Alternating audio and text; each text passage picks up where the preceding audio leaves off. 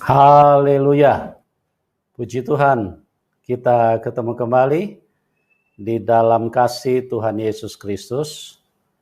Kami berdoa supaya semua teman-teman dalam keadaan baik-baik dan berlimpah dengan kemurahan Tuhan. Karena yang kita perlukan adalah kemurahan Tuhan, sebab hanya Tuhan yang baik. Dalam hidup ini, manusia banyak masalah. Manusia banyak beban, manusia banyak kesusahan. Jadi, apa yang paling kita perlukan adalah anugerah dan kemurahan Tuhan. Kemurahan Tuhan itu meringankan beban hidup kita. Kemurahan Tuhan itu menyelamatkan kita. Kemurahan Tuhan bisa membawa kita ke surga. Karena kita adalah orang-orang yang tidak layak untuk masuk surga. Tapi karena Tuhan baik, Dia melayakkan. Dia menebus dosa kita. Dia merebut kita dari tangan musuh. Dia membebaskan kita dari tangan iblis. Dan hanya Tuhan yang bisa membebaskan kita. Hanya Tuhan yang mampu. Dan hanya Tuhan yang baik. Oleh sebab itu, saya rindu sekali untuk kita mengenal Tuhan. Untuk kita mengalami Tuhan. Jangan sampai kita salah beriman. Kita bertuhankan yang bukan Tuhan. Jangan sampai kita bertuhankan huruf-huruf. Artinya kita hanya mempercayai huruf-huruf yang ditulis di dalam buku. Maka itu adalah sebuah hal yang sangat berbahaya buat hidup kita. Karena apalah artinya sebuah buku kalau itu bukan kebenaran firman Tuhan? Apalah artinya sebuah buku kalau itu bukan iman yang membawa kita kepada keselamatan? Sebab kita perlu mengenal Tuhan yang benar. Kalau hanya berdasarkan buku, kita mempercayai Tuhan. Berdasarkan buku kita beriman, maka kita adalah orang yang paling berbahaya. Karena setiap orang bisa menulis buku. Dan semua orang bisa mengaku bahwa dia adalah sesuatu yang berarti, sesuatu yang bisa menunjukkan jalan tentang Tuhan. Padahal itu karangan manusia. Nah, itulah sebabnya mari kita terus belajar, terus mencari kebenaran sampai satu ketika kita bisa menemukannya di dalam hidup ini, karena hanya Dialah yang bisa membawa kita ke surga. Seperti tertulis di dalam Kisah 4 ayat 12, di bawah kolong langit ini tidak ada nama lain yang olehnya manusia bisa diselamatkan kecuali di dalam nama Tuhan Yesus Kristus. Kalau Anda tinggal di bawah kolong langit, berarti hanya nama Tuhan Yesus yang bisa menyelamatkan Anda. Pada malam hari ini dengan sukacita kami hadir kembali untuk menampilkan tayangan kesaksian bagaimana Tuhan telah mengubahkan seseorang dari yang tidak mempercayai Tuhan Yesus. Dari latar belakang dengan iman yang berbeda. Berkali-kali Tuhan menyatakan mujizatnya. Berkali-kali Tuhan menyatakan kuasanya. Bahkan Tuhan berbicara secara audible, secara supranatural kepada narasumber. Nah, bagaimana kisah selengkapnya? Kita sapa, kita sambut narasumber kita, Bapak Albert. Selamat malam, Pak Albert. Selamat malam, Pak.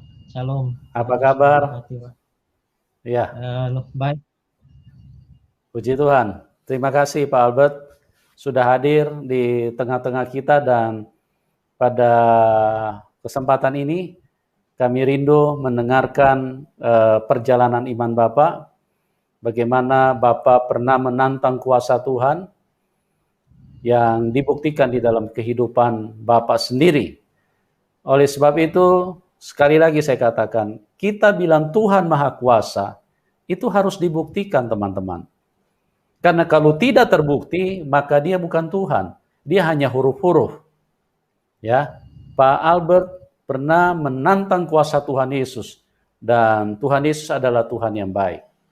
Dia tidak marah-marah, dia ditantang, dia tidak tersinggung. Dia tidak bilang, menista kau ya. Kenapa kau mau mencobai aku? Tidak. Tapi dia mengasihi semua manusia. Dia ditantang, dia membuktikan. Yang percaya kepada Tuhan Yesus tidak ada mengatakan bahwa ini penistaan. Karena kami diajarin untuk selalu mengasihi siapapun. Bahkan Tuhan Yesus mengajarkan kasihilah musuhmu. Berdoalah buat mereka. Oke? Terima kasih Pak Albert buat kehadiran Anda. Tuhan Yesus memberkati apa yang Pak Albert kerjakan. Dan pada malam hari ini Pak Albert boleh menceritakan kepada kami, boleh bersaksi kepada teman-teman yang ada di dalam link ini, dimulai dari latar belakang dulu. Terus bagaimana Bapak bisa berjumpa dengan Tuhan Yesus. Silakan Pak Albert. Ya. Terima kasih Pak. Ya. Kesempatan Pak. Saya bersyukur aja sama Tuhan Yesus. Karena sebenarnya saya dari kecil tinggal dari keluarga Muslim sampai umur 40 tahun ini. Saya dari kecil sudah diajarkan untuk belajar ilmu kejawen juga. Jadi saya dari umur SMP itu sudah belajar ilmu kejawen. Jadi kami Muslim kejawen. Jadi segala macam puasa ataupun ritual-ritual secara kejawen atau secara Muslim saya lakukan. Itu selama dari mulai saya sampai dewasa sampai saya menikah. Itu dan ketika saya menikah itu saya lebih memperdalam lagi ilmu kejawen itu. Jadi apapun semua saya lakukan. Jadi mulai dari puasa, mungkin orang bilang dari kita tahajud, sholat duha, itu pun kita lakukan untuk mendapatkan ilmu-ilmu yang perlu kita ambil. Gitu. Jadi selama hidup saya itu saya melakukan hal-hal bersekutu dengan kuasa kegelapan lah orang bilang. Gitu. Jadi selama saya di agama yang dulu saya nggak ada ketenangan. Gitu. Jadi apapun saya lakukan untuk memperlengkapi diri supaya selamat. Jadi memperlengkapi diri dalam keseharian, dalam bekerja, dalam apa itu memperlengkapi diri untuk selamat. Itu. Jadi dari mulai sholat 5 waktu, sholat tahajud itu saya lakukan supaya membentengi diri saya. Dan bukan cuma itu, saya ngambil ilmu-ilmu segala macam supaya saya bisa selamat. Tapi berjalannya waktu, saya semakin tidak tenang dengan mempunyai hal-hal itu. Jadi sampai berjalannya waktu saya menikah itu saya semakin memperdalam ilmu itu, saya semakin orang bilang itu semakin terperosok lagi saya melakukan ilmu-ilmu itu.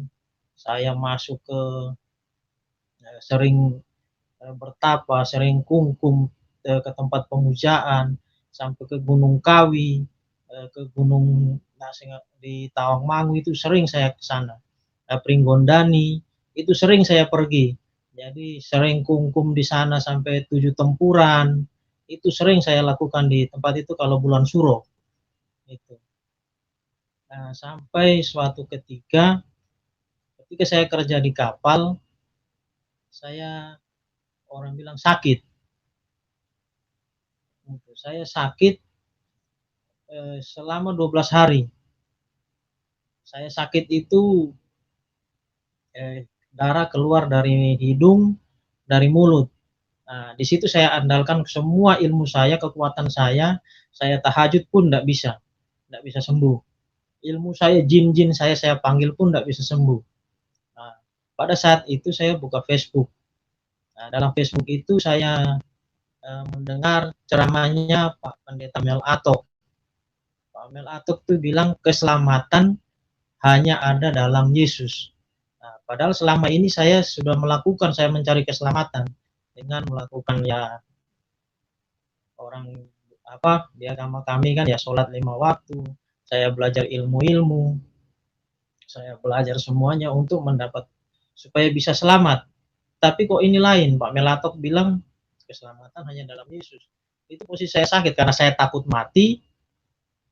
karena ilmu-ilmu saya tidak bisa bantu saya, jin-jin saya tidak bisa bantu saya, setan-setan yang saya punya itu tidak bisa bantu saya.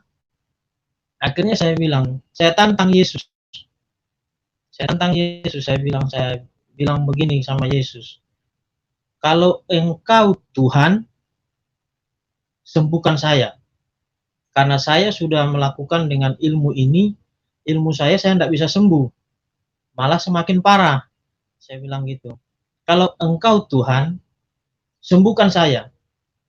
Nah, kalau Engkau sembuhkan saya akan buang segala ilmu saya, pusaka saya, keris-keris saya, batu-batu saya buang. Saya bilang gitu.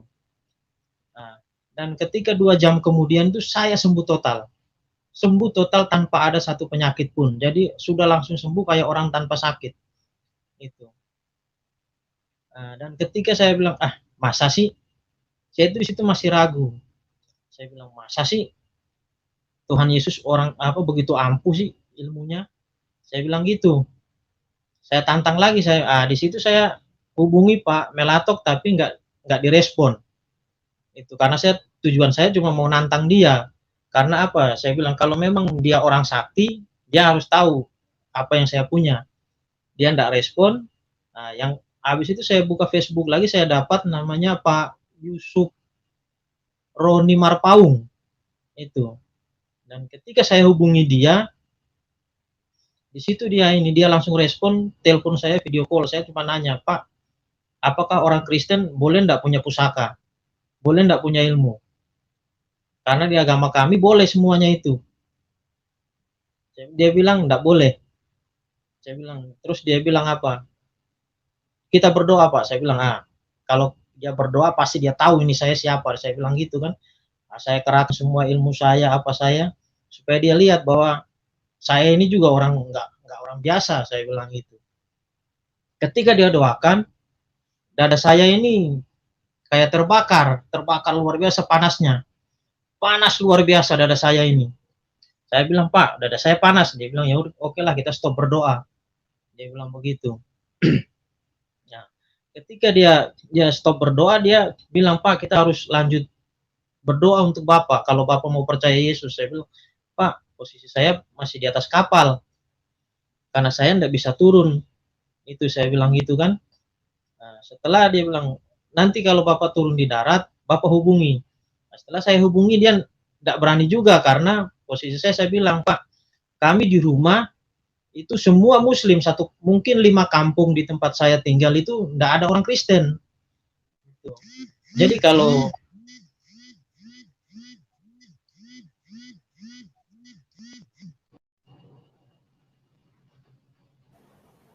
halo?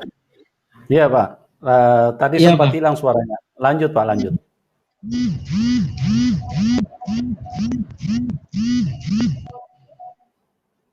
Halo? Ya. Sebentar ya teman-teman, ini kelihatannya ada gangguan sinyal. Ya. Kita coba hubungkan kembali dulu dengan narasumber karena sinyal agak sedikit menurun di tempat narasumber. Karena memang begitulah namanya juga produk manusia, ya kadang bagus, kadang tidak stabil. Tapi kita sedang upayakan supaya semuanya bisa berjalan dengan baik dan bisa memberkati teman-teman yang ada di dalam link ini. Kita sedang upayakan dulu, ya kita berharap bisa segera tersambung dengan narasumber. Bagaimana kuasa Tuhan yang tadinya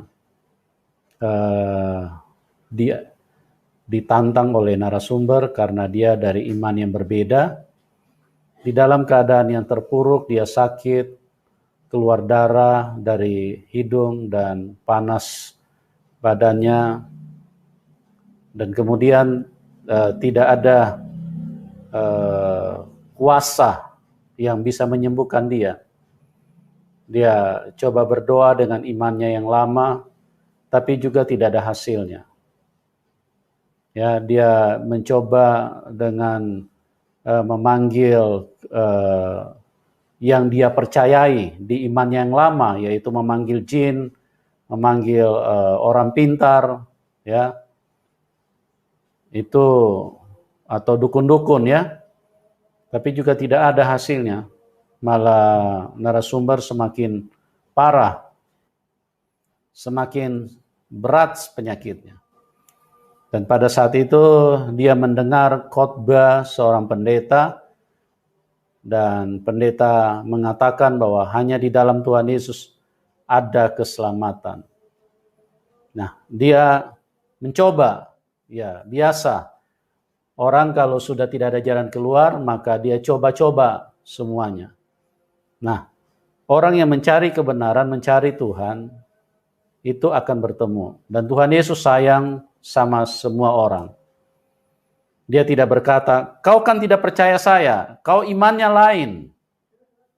Kenapa kau cari saya? Kenapa kau mau ini? Habis itu ingin membuktikan, menantang lagi. Ya, ini kalau secara manusia terlihat agak kurang sopan, tapi itulah Tuhan. Tuhan dia maha baik, dia tidak pernah melihat apapun latar belakang kita. Tapi Tuhan ingin supaya semuanya diselamatkan. Ya, sekalipun cara kita tidak sopan, sekalipun cara kita kurang ajar, bahkan ada orang yang menghina Tuhan. Bahkan kita lihat Paulus pernah membunuh murid-murid Tuhan, pernah menganiaya, pernah memasukkan mereka dalam penjara. Itulah terbukti bahwa dia Tuhan. Yang disebut pengasih dan penyayang itu adalah dia Tuhan Yesus satu-satunya.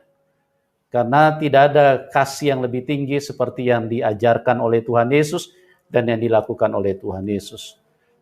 Sekalipun Paulus penghujat, pembunuh orang Kristen, penganiaya, bahkan banyak sekarang orang belakangan ini juga yang dari tahun ke tahun ada yang tidak suka kepada Tuhan Yesus, mereka menganiaya, mereka mengatasnamakan iman mereka, kemudian mereka melakukan tindakan-tindakan yang merugikan umat Tuhan yang percaya kepada Tuhan Yesus.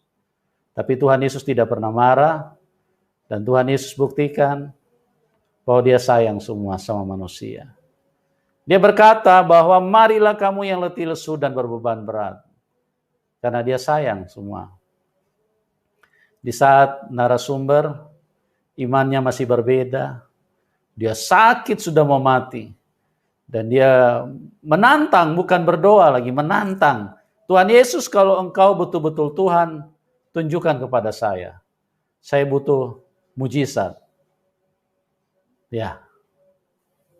Sudah membutuhkan kuasa Tuhan, masih nantang lagi. Dan ini sekali lagi saya katakan, tidak bisa dibantah kalau dia adalah Tuhan. Dia baik sekali. Tidak pernah marah-marah dan tidak mau menolong. Asal orang datang memanggil namanya, apapun kepercayaanmu, apapun latar belakangmu, apapun kondisi ekonomimu, Tuhan sayang. Sekalipun Anda tidak punya uang, kalau Anda betul-betul mencari, memanggil nama Tuhan, dan Anda butuh kuasanya dinyatakan di dalam hidupmu, maka engkau akan melihat kuasanya yang ajaib. Ya, coba segera dihubungkan dengan narasumber supaya... Ya, oke. Pak Albert sudah bisa dengar saya, Pak? Ya, bisa Pak, maaf tadi sinyalnya kurang bagus Pak, karena kapalnya mutar mungkin. Iya, ya. Pak Albert, Bapak ada handset nggak Pak? Ada Pak. Headset. Iya, kalau ada headset coba dipakai supaya suaranya lebih bening Pak. Oh gitu Pak, iya Pak, sebentar Iya, Pak. ya, dicoba aja dulu Pak. Ya, sebentar ya teman-teman ya, kita lagi coba maksimalkan perangkat dulu supaya suara audio daripada narasumber lebih baik untuk didengar pada saat kita tayang, karena kalau suaranya naik pasang timbul tenggelam, pasang surut, artinya tayangan ini tidak bisa maksimal. Tapi jika perangkatnya digunakan dengan maksimal, kemungkinan akan lebih bagus. Ya, bisa dengar Pak? Ya, halo Pak. Ya, sudah pasang headset?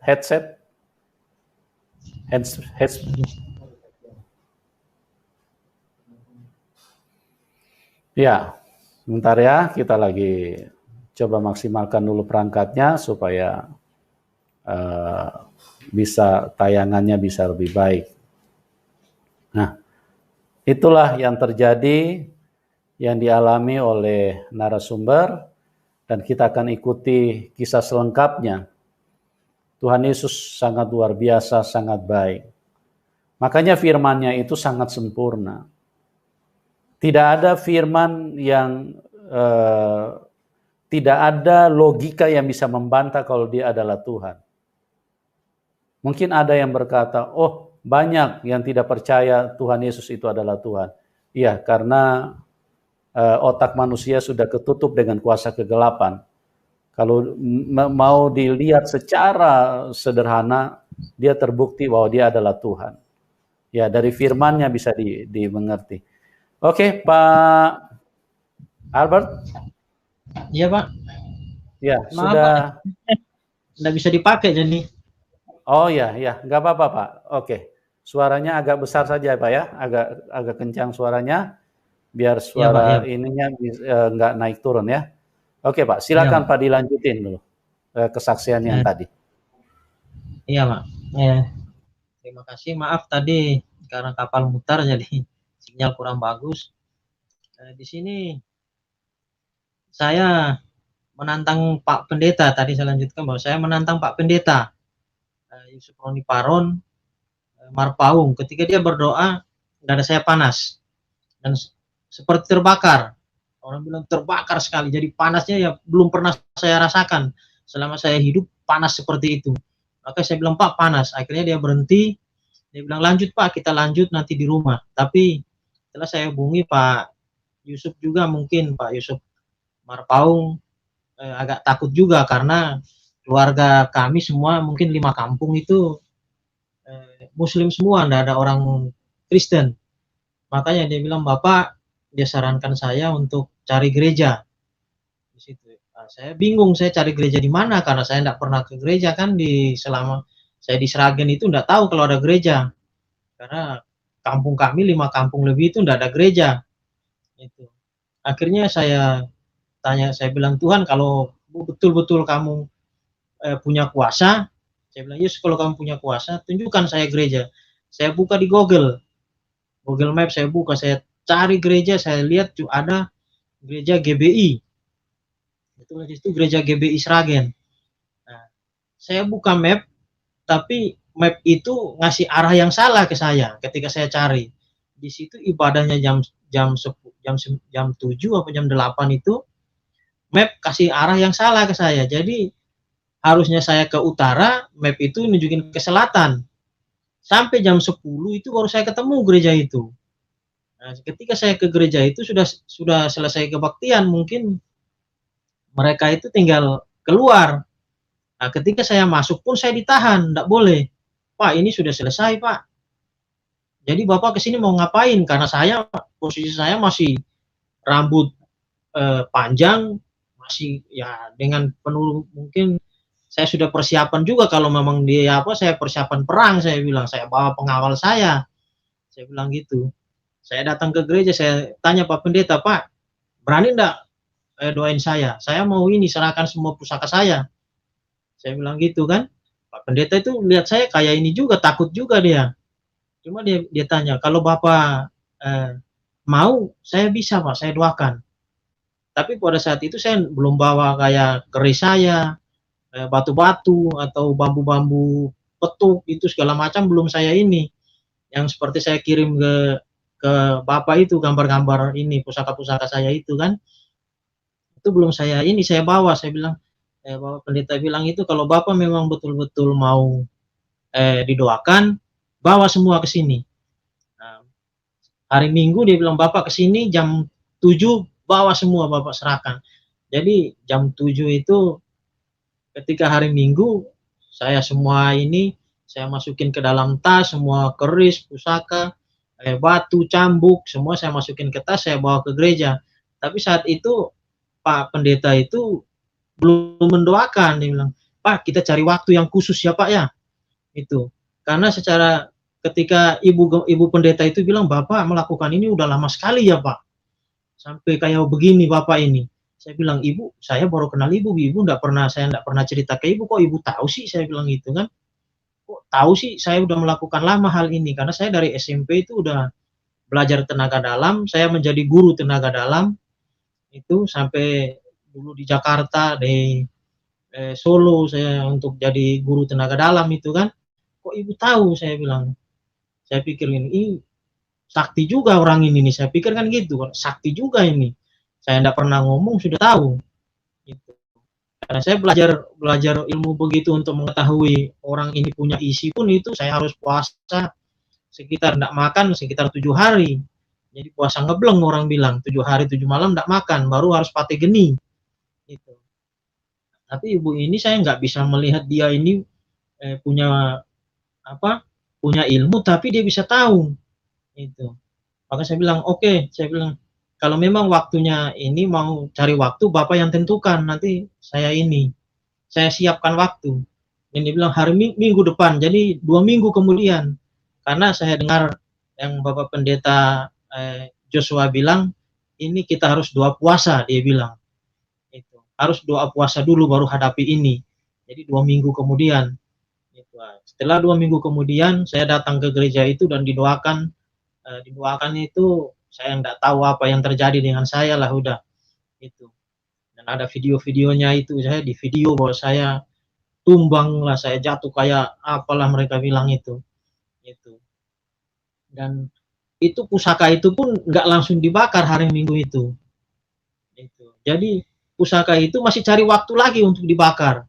Nah, bakarnya itu kalau nggak salah hari Kamis. Hari Kamis Bapak Pendeta Joshua telepon saya, "Pak Albert, bisa datang ke gereja pagi?" Saya bilang, "Bisa Pak, karena pagi kita mau bakar semua pusaka-pusaka Bapak." Nah, dan ketika dibakar itu ada video-videonya saya dikasih juga, mereka bakar sampai meledak, apa segala macam. Saya bilang, "Oke Pak, saya siap bakar aja, enggak apa-apa," saya bilang begitu. Itu, dan dibakar hari Kamis pagi itu. Nah, setelah itu Bapak Pendeta bilang, "Kamu harus dibaptis." Itu, "Kamu harus dibaptis." Saya bilang, "Pak, saya waktu di rumah itu cuma enggak lama, Pak. Jadi kalau mau dibaptis, kapan baptisnya? Karena saya enggak lama, saya harus kerja lagi, naik kapal lagi." Saya bilang gitu. Jadi Bapak Joshua itu ambil waktu khusus untuk saya dibaptis, itu. Dan ketika saya mau dibaptis, di situ di situ saya menangis. Karena apa? Saya melihat lain yang saya lihat waktu saya dibaptis, itu. Saya melihat itu, kayak kalau dulu kan saya harus belajar dulu membuka indera keenam saya kan, membuka mata batin itu kita harus puasa dulu. Puasa atau melakukan ritual baca mantra atau apa kan, kita mintakan ke ini kan, kaki danyang, nyinyir danyang, buku bumi, ibu bumi gitu kan, untuk membuka ini mata batin saya untuk melihat alam roh. Tapi di situ saya bisa melihat langsung terbuka. Jadi langsung dibuka saya melihat itu antara ada 2 jalan, yang satu surga, satu neraka. Saya bilang, "Pak, ini kok banyak yang masuk ke ini, pakai baju putih, tapi masuknya ke neraka." Saya bilang gitu. Saya bilang, "Pak, ini apa ini? Kok banyak yang masuk ke neraka?" Dia bilang, saya bilang gitu. "Ada orang keluar dari gereja pun masuk neraka," saya bilang.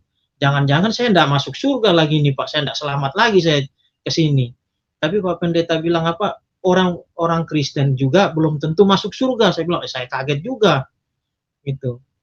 Dia bilang, "Orang yang Kristen juga belum tentu masuk surga, harus orang yang sungguh-sungguh percaya sama Yesus baru masuk surga." Saya bilang, "Waduh, berat juga ini kalau begini." Itu, tapi saya bilang, "Udah Pak, saya tetap dibaptis." Itu, jadi saat itu juga saya dibaptis dan pada bulan Juni kemarin saya langsung berangkat lagi naik kapal itu. Dan ketika saya naik kapal pun memang tantangan jadi orang Kristen itu enggak ringan. Karena apa? Istri saya sendiri pun menolak untuk menjadi Kristen. Istri saya enggak mau sampai sekarang. Anak saya yang saya ajak pun, anak saya ajak yang masih kecil 8 tahun itu, saya bilang, ayo ke gereja ikut Bapak. Itu saya perang dengan istri saya, jadi berantem. Itu. Jadi istri saya sampai saat ini pun belum mau masuk ke gereja. Anak saya jadi bingung dia, kalau itu Bapak dimarahin sama istri saya, tapi kalau ndak ikut dia bilang dia kayak kasihan sama Bapak. Itu. Tapi saya cuma bilang, nggak apa-apa dek, bayar Bapak aja dulu lah kalau ini. Jadi anak saya sampai sekarang ini ya dilatih terus ke masjid sama, jadi istri saya semakin sholatnya semakin kuat, anak saya semakin kuat sholatnya itu. Jadi baru saya aja sendiri yang saya bilang saya tidak akan tinggalkan Tuhan Yesus lah. Kalau Tuhan Yesus sudah lihatkan saya seperti itu, saya tantang dia aja saya kalah kok, apalagi saya tinggalin dia. Saya bilang gitu. Dan ketika saya naik kapal, tantangan saya lebih berat lagi di kapal. Tanggal 27 Juli saya kena COVID. Saya kena COVID sudah stadium akhir, jadi sudah sakaratul maut lagi. Itu. Sakaratul maut, saya cuma ini aja teriak, Yesus tolong. Kalau engkau Tuhan, betul-betul Tuhan tolong. Yesus tolong, Yesus tolong. Sebanyak 3 kali aja saya bilang Yesus tolong, sebanyak 3 kali pernapasan saya bisa lega. Itu. Dan dipakaikan oksigen 2 tabung langsung ke dalam mulut dan hidung, 2 tabung langsung oksigen. Nah, di situ saya cuma bilang, kalau Tuhan engkau punya kuasa, tunjukkan kuasamu lagi ke saya. Dan betul, Tuhan Yesus itu tunjukin lagi kuasa. Selama saya COVID, 3 kali Tuhan Yesus itu berbicara ke saya secara langsung seperti manusia. Yang pertama dia berbicara ke saya ketika saya COVID, saya masuk di rumah sakit Budi Kemuliaan itu tinggal matinya doang, orang bilang. Saya bilang, Tuhan, saya cuma sebatang kara di sini. Saya sendiri, saya tidak punya keluarga, saya tidak punya siapa-siapa. Saya bilang, kalau saya mati, apakah mayat saya bisa dipulangkan ke rumah? Itu saya tanya cuma itu, tapi Tuhan jawabannya lain. Saya tanya, apakah mayat saya bisa pulang ke rumah? Tuhan jawabnya lain. Dia bicara langsung suara itu saya dengar seperti manusia berbicara. Dia bilang, saya tidak pernah meninggalkan engkau. Itu. Di situ saya kaget luar biasa. Saya bilang, ini saya cari siapa yang bicara, karena apa? Di rumah sakit itu kami 6 pasien COVID, 2 orang meninggal. Di sebelah saya itu meninggal dua-duanya. Itu. Jadi saya masuk kamar itu kamar persiapan untuk mati. Itu. Tetapi saya tidak meninggal karena ada Tuhan Yesus. Itu. Tuhan ngomong, saya tidak akan pernah meninggalkan engkau. Nah, di situ saya luar biasa Tuhan Yesus itu. Nah, dan pas tanggal 1 Agustus itu saya ditelepon, Pak, kapal mau berangkat, persiapan mau berangkat karena sudah selesai perbaikan. Nah, di situ saya tanya lagi Tuhan, kan kamu yang kirim saya ke kapal itu, saya harus kerja Tuhan, saya bilang gitu, saya harus kerja. Tapi kenapa saya sakit, sampai di sini saya sakit. Saya bilang gitu kan, saya sakit Tuhan. Tuhan berbicara lagi seperti manusia kepada saya. Dia bilang, sebelum engkau injak kakimu di kapal itu nggak akan berangkat. Saya bilang, Tuhan ini ada-ada saja cuma ngomong begitu. Sedangkan kapal ini udah mau selesai, memang karena sudah mau selesai perbaikan. Sudah dikabarin kapal mau berangkat. Itu. Tetapi pada malam hari tanggal 1 Agustus itu saya ditelepon dari kapal, Pak, kapal tidak jadi berangkat, ada perbaikan lagi. Saya bilang, berarti Tuhan itu luar biasa nih Yesus ini. Dia ngomong kapal nggak akan berangkat kalau saya nggak nginjak kaki itu. Itu. Nah, dan pada tanggal 5 Agustus itu saya anfal kedua. Jadi saya tidak bisa bernapas lagi ketika saya diminta untuk rongsen, harus jalan kaki dari tempat kamar inap saya itu di rumah sakit ke tempat rongsen itu mungkin ada 200 meter. Di situ jalan kaki, di situ saya enggak bisa bernapas lagi. Jadi napas itu sudah berhenti total. Jadi harus dioksigen lagi. Di situ saya disuntik obat penenang supaya enggak banyak bergerak, mungkin ya atau biar cepat mati atau gimana saya enggak tahu. Tapi di situ Tuhan kasih tunjuk lagi dia. Saya berteriak-teriak, Tuhan tunjukkan mujizat, tunjukkan mujizat, tunjukkan mujizat. Di situ Tuhan itu marah. Yesus itu marah ke saya. Di situ. Dia bilang, kenapa engkau cuma minta mujizat? Kamu lihat di Alkitab itu kan 5.000 orang saya kasih makan, tetapi ketika saya disalib, tidak ada yang datang satupun. Tidak ada yang mendekat satupun. Itu. Kenapa? Karena mereka tidak mengundang saya, tidak memahami saya. Tuhan Yesus bilang, undang saya masuk ke dalam hidup kamu, maka semua itu pun akan kamu dapat, karena saya sumber segalanya. Itu Tuhan bicara secara langsung seperti manusia. Sampai saya cari suara itu. Saya bilang, siapa yang ngomong ini? Siapa yang ngomong? Padahal sekitar jam 3 pagi. Jam 3 pagi itu sudah tidak ada perawat, sudah tidak ada ini, karena jam 3 pagi itu sudah perawat sudah mau aplus, mau ini. Jadi sudah tidak ada orang sama sekali. Saya cari suara itu, tidak ada. Cuma Tuhan ngomong itu, undang saya masuk dalam hidup kamu. Dan ketika saya undang Yesus, itu pernapasan yang tadinya saya tidak bisa napas secara ini, harus pakai oksigen 2 tabung itu langsung lega, plong. Jadi kayak los begitu napas itu, kayak seperti semula lagi. Saya bilang itu luar biasa. Jadi terbuka luar biasa. Itu. Saya dengar suara Tuhan dan saya bilang, undang dia, minta supaya saya undang dia. Saya bilang, iya ya, tadi saya salah ya. Kenapa saya cuma minta mujizat Tuhan? Minta mujizat aja. Jadi selama saya menantang dia, saya tidak pernah ngundang dia dalam hidup saya. Itu. Dan ketika saya undang dia, Tuhan itu luar biasa.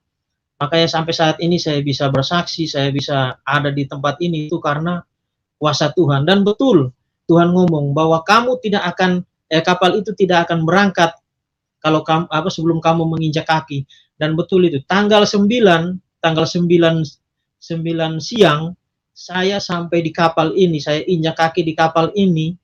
Tanggal 10 jam 1 malam itu kapal persiapan berangkat.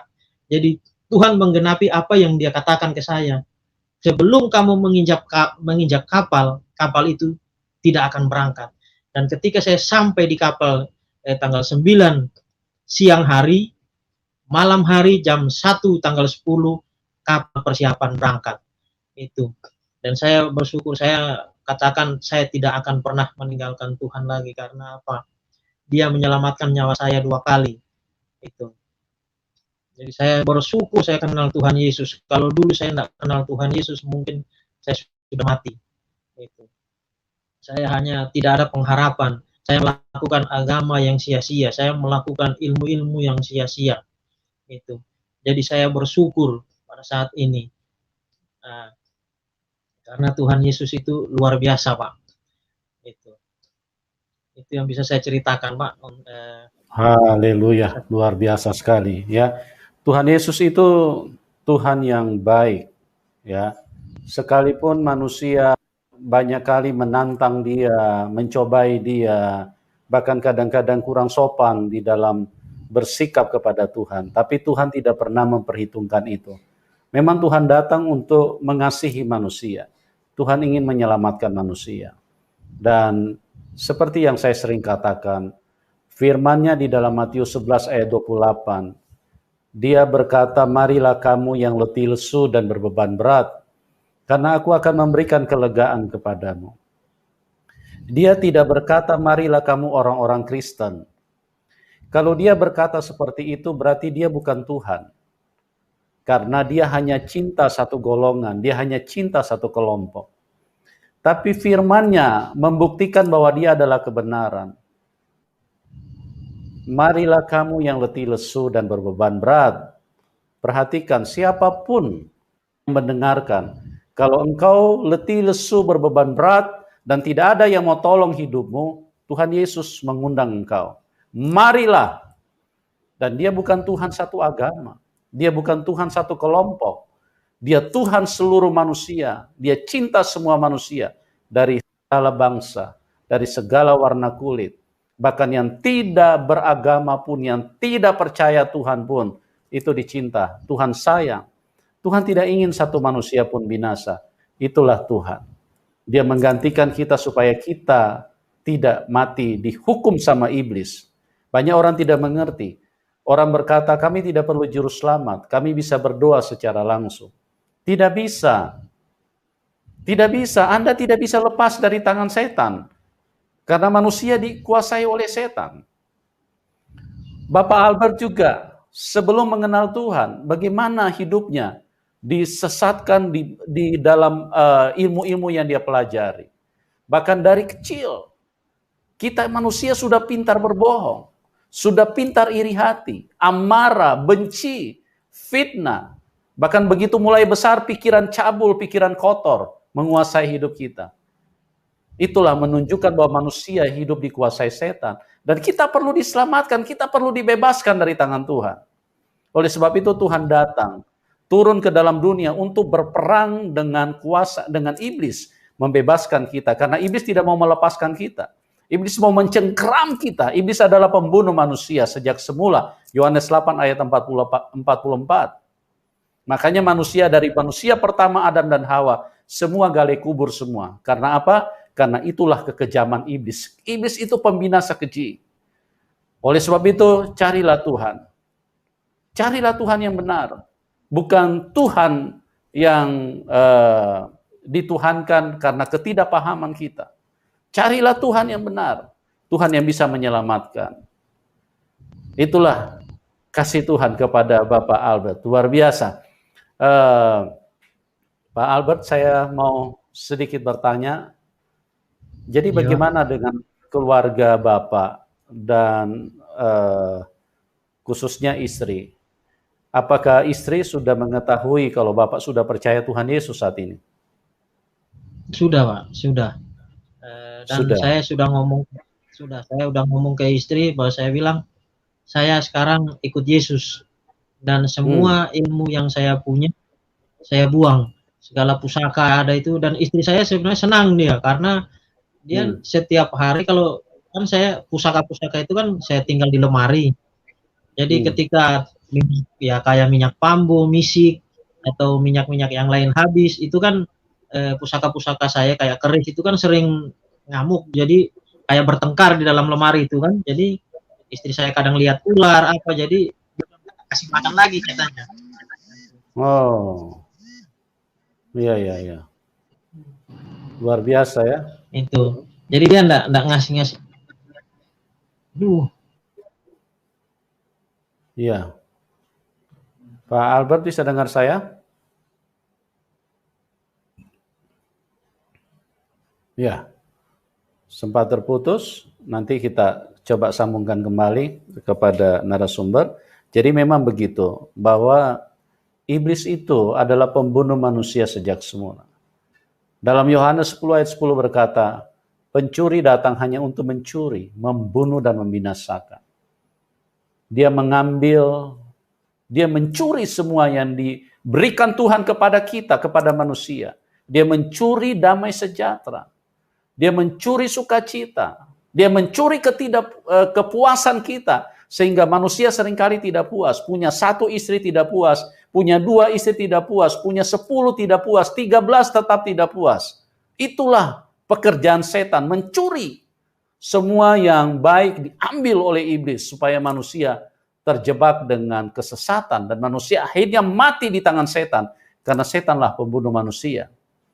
Ya, setanlah yang membunuh manusia. Ini pun orang tidak mengerti. Banyak orang berkata bahwa Tuhan adalah yang menghendaki supaya manusia mati terbunuh. Ini tidak mengerti kebenaran, tidak mengerti firman Tuhan. Sejak semula Tuhan pencipta kehidupan. Bagaimana Tuhan yang maha baik, Tuhan yang menciptakan kehidupan, Tuhan yang sama yang membunuh manusia. Ini sangat tidak masuk di akal.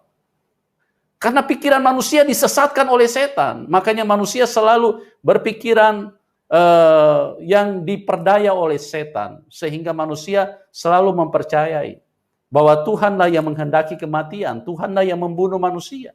Tidak. Tuhan justru menggantikan kita supaya dia yang dibunuh. Dia yang jadi korban. Bagaimana kok Tuhan bisa membunuh? Ya. Jadi itulah kasih Tuhan. Bahwa Tuhan menyelamatkan setiap manusia. Membebaskan kita dari tangan setan. Supaya kita mengalami kehidupan. Nah, kalau orang di dalam Tuhan, dia hanya pindah tempat. Karena memang tubuh jasmani ini adalah tubuh yang sudah hilang kemuliaan.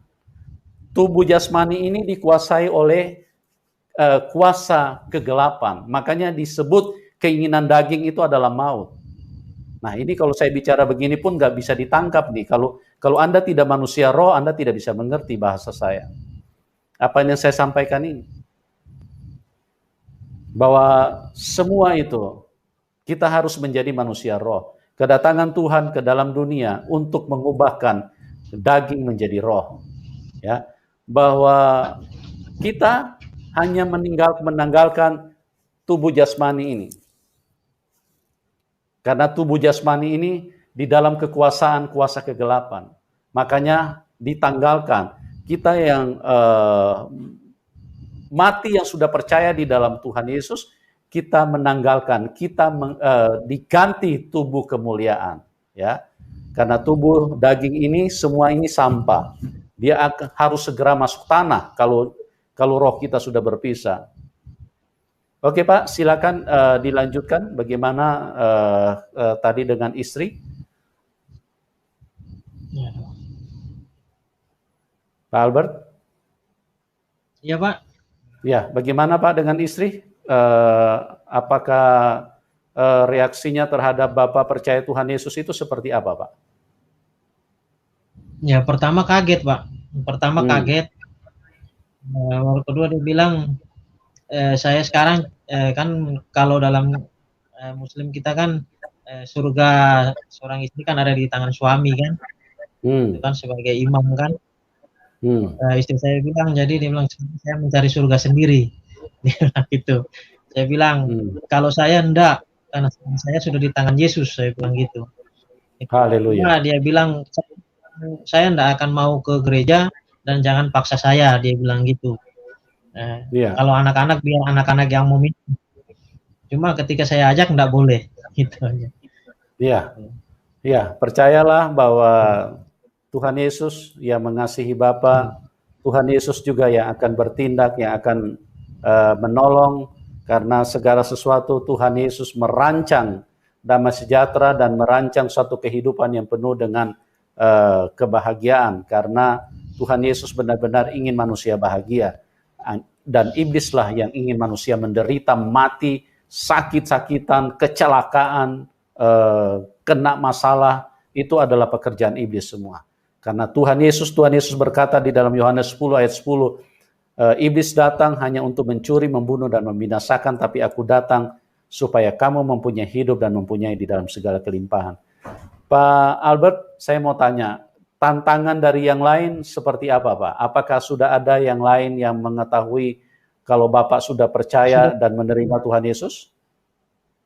Banyak Pak, waktu teman-teman di kapal itu kadang menghina. Mereka bilang, itu kan Isa, ya kalau kita kan dulu kan manggil Isa cuma seorang nabi. Mereka bilang, tuh Pak itu kan dia kan cuma manusia, dia nabi. Nabi tapi dia bisa kasih saya mujizat. Saya bilang, saya sembuh, saya bilang, saya sembuh dari apa tantang dia malah saya sembuh. Saya bilang gitu. Dan mereka bilang, itu kan cuma nabi aja. Saya bilang, apa? Maaf aja Pak, saya bilang, kalau nabi, kenapa dia bisa sembuhkan saya? Sedangkan saya ini maaf aja saya bilang, ketika nabi kita aja tidak punya mujizat, tidak bisa sembuhkan, mendoakan orang sembuh. Saya bilang gitu. Saya bilang Pak, begini aja lah, saya melihat ini secara ini aja lah. Mereka bilang, wah kamu nih ada-ada aja lah. Itu kan kalau saya mah dia cuma orang nabi nabi yang inilah cuma nabi aja, nggak perlu itu dia bukan Tuhan. Saya bilang Pak, biar dia bukan Tuhan, sedangkan saya setan pun saya bilang Tuhan karena dia menolong saya. Itu apalagi ini dia menolong saya bisa Iya. sembuhkan saya, setan-setan saya bisa sembuhkan saya, tapi dia malah orang manusia bisa sembuhkan saya. Itu dan ya mereka bersikeras ya, kadang mereka inilah mencemooh saya diam aja lah gitu. Ya, memang itulah tantangannya, Pak. Setiap orang yang percaya kepada Tuhan Yesus kan sudah ditulis di dalam Alkitab. Dia harus pikul salib dan menyangkalnya. Kenapa? Karena Tuhan Yesus datang dari surga. Sedangkan dunia ini dikuasai setan. Seperti yang saya jelaskan tadi, kenapa manusia dari kecil sudah pandai berbohong? Karena dunia ini dikuasai setan. Makanya waktu Tuhan Yesus turun 2000 tahun yang lalu ke dalam dunia untuk mau menyelamatkan manusia, mengasihi manusia, manusia tidak menerima dia. Kenapa? Karena pikiran manusia dikuasai setan. Hati dan perasaannya juga dikuasai setan. Jadi Tuhan tidak bisa berjumpa. Tuhan tidak bisa masuk karena setan yang menguasai manusia. Coba perhatikan kalau Anda tidak percaya, manusia sejak kecil sudah pandai berbohong. Tidak ada yang ajar manusia, tidak ada yang menjadi guru berbohong, tidak ada mata pelajaran berbohong. Tapi manusia begitu jago berbohong. Bahkan satu hal yang paling tidak disukai manusia adalah dibohongin. Ya, coba perhatikan pasangan suami istri pasti selalu saling mengingatkan, kamu jangan bohongin saya ya, saya paling tidak suka dibohongin. Begitu juga kalau dia istri, dia berkata kepada suaminya, kamu jangan bohongin saya ya, saya tidak suka dibohongin. Tapi itu hanya impian, itu hanya kerinduan, itu hanya keinginan. Tapi pada dasarnya manusia ini semua saling membohongi. Kenapa manusia bisa seperti itu? Karena manusia dikuasai setan. Ya, manusia pintar amarah, pintar kemunafikan, pintar kebencian. Tiba-tiba bisa saja membenci orang, tidak suka kepada orang. Karena itu bukan sifat Tuhan. Sifat Tuhan itu kasih sayang. Ya, sifat itu mengasihi, merangkul, menyelamatkan, menolong. Tidak ada yang namanya kebencian, iri hati, apalagi mau membunuh, darah orang halal. Itu tidak ada itu. Itu sifat yang diwarisi oleh iblis, yang dimasukkan di dalam pikiran manusia. Oleh sebab itu, Tuhan mengasihi kita. Tuhan mengasihi siapapun Anda. Sebab itu Tuhan berkata sekali lagi, dari firman-Nya bisa dibuktikan bahwa Dia adalah Tuhan. Dia berkata, berdoalah buat musuh-musuhmu. Mintalah berkat buat mereka. Tidak ada yang bisa manusia yang bisa mengajarkan seperti ini. Tidak bisa dibantah kalau ini dia dari atas, dia dari surga. Makanya dunia tidak bisa menerima dia. Nah, Pak Albert, saya sebagai hamba Tuhan, kalau Bapak mengalami tekanan, Bapak tidak disukai orang, jangan kaget Pak, karena memang Tuhan sudah berkata dalam firman-Nya, pikul salib. Begitu Pak Albert ya. Jadi kita harus rela karena memang itulah konsekuensi menerima yang dari atas, yaitu keselamatan. Sedangkan dunia yang dikuasai setan ini akan memakai orang-orang untuk membenci kita. Supaya apa? Iblis tidak ingin satupun manusia yang selamat. Nah, kira-kira pertanyaan saya selanjutnya, apa komitmen Pak Albert kalau misalnya tantangan semakin besar, atau mungkin aniaya, atau mungkin bahkan satu waktu mungkin ada orang yang mau membunuh kita karena kita percaya kepada Tuhan. Kira-kira bagaimana komitmen Bapak kepada Tuhan Yesus? Apakah Bapak akan meninggalkan dia? Saya tidak akan meninggalkan dia, Pak. Saya sudah siap. Karena saat ini pun keluarga dari istri ada yang sudah ini kan ngomong sebenarnya tidak boleh orang Islam sama orang Kristen menikah, tidak boleh. Jadi sudah menyarankan istri saya untuk pisah dengan saya, tapi saya katakan kalau saya ini tidak akan saya tinggalkan Tuhan. Saya tidak akan menjual Yesus. Saya bilang gitu. Haleluya, luar biasa sekali. Terima kasih, luar biasa sekali. Bapak punya komitmen bagaimana orang yang mengalami Tuhan itu secara luar biasa. Karena Pak Albert ini mengalami sendiri. Bukan khotbah pendeta yang membuat dia percaya kepada Tuhan Yesus. Ya, bukan karena disarankan atau diarahkan oleh seseorang, tapi karena dia membuktikan, dia menantang kuasa Tuhan, dan Tuhan Yesus mengasihi dia. Ya, Pak, mungkin selama mengikut Tuhan Yesus, kira-kira ada mujizat apa yang Bapak mau bagikan kepada teman-teman?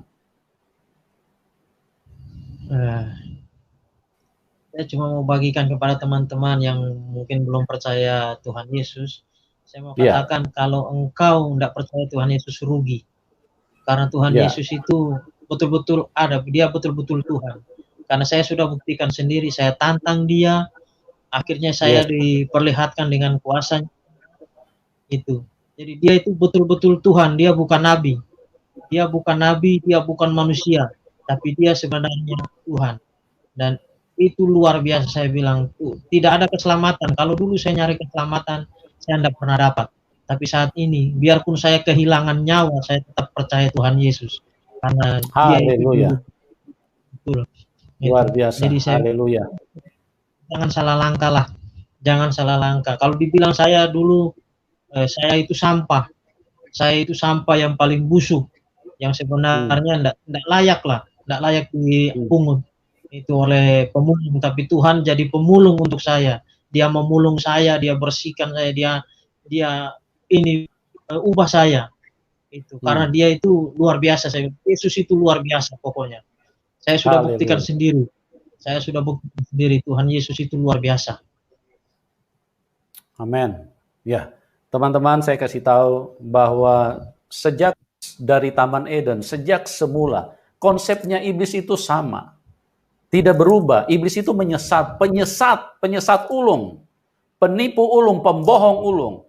Tuhan Yesus berkata di Taman Eden kepada Adam dan Hawa. Tuhan Yesus berkata, jangan makan buah itu. Iblis datang dan berkata, makan saja, jangan dengarkan Tuhan. Ya, dan ini harus kita waspadai. Kami mengasihi siapapun Anda. Berhati-hatilah dengan imanmu. Carilah Tuhan yang benar. Karena iblis akan terus menentang kebenaran. Tuhan Yesus kebenaran, dan iblis menentang kebenaran. Iblis tidak mau kebenaran. Dan iblis merasuk pikiran manusia untuk menolak kebenaran itu. Oleh sebab itu, alamilah, minta, cari dengan sungguh-sungguh, tantang Tuhan Yesus. Kalau memang benar-benar dia adalah Tuhan, jangan cuma berdasarkan kata kami, kata pendeta, tapi tantang dia.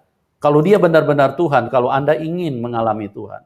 Tapi kalau Anda mau dibodohin sama setan, ya itu pilihan Anda sendiri. Kami hanya menyampaikan, kami mengasihi, dan iblis itu seperti itu. Sekali lagi, iblis itu hanya bapa pendusta. Yohanes 8 ayat 44, iblis adalah bapa pendusta. Di dalam dia tidak ada kebenaran. Dia selalu berkata dusta. Dan dia berkata selalu, dia masukkan pikiran-pikiran yang tidak benar kepada manusia. Dia berkata, masa Tuhan berkolor? Masa Tuhan lahir dari rahim wanita? Masa Tuhan disalib? Nah ini, dia masukkan terus, dia cuci otaknya manusia, supaya manusia mempercayai perkataannya. Dan sekali lagi, kami mengasihi Anda semua, kami berdoa, kiranya kebaikan Tuhan bisa menyentuh hidup kita, sama seperti apa yang telah dialami oleh Bapak Albert. Terima kasih Pak Albert, kesaksian yang luar biasa, yang sudah memberkati, menguatkan kita semua, dan yang sudah percaya Tuhan Yesus, mereka tambah dikuatkan. Benar-benar Tuhan Yesus itu Tuhan yang real. Yang belum percaya Tuhan Yesus, kita berdoa supaya kuasa Tuhan menjamah dan mencerahkan, menerangi mereka yang hidup di dalam kegelapan, supaya mereka bisa melihat kebenaran, bisa melihat Tuhan yang sesungguhnya. Tuhan memberkati Bapak, doa kami buat Bapak tetap sukses, dan yang terutama adalah iman Bapak semakin kokoh di dalam Tuhan Yesus. Teman-teman, doa kami juga buat Anda semua. Tuhan Yesus memberkati kita semua, dan kita berjumpa di program selanjutnya. Salam kemenangan buat kita semua. Amin.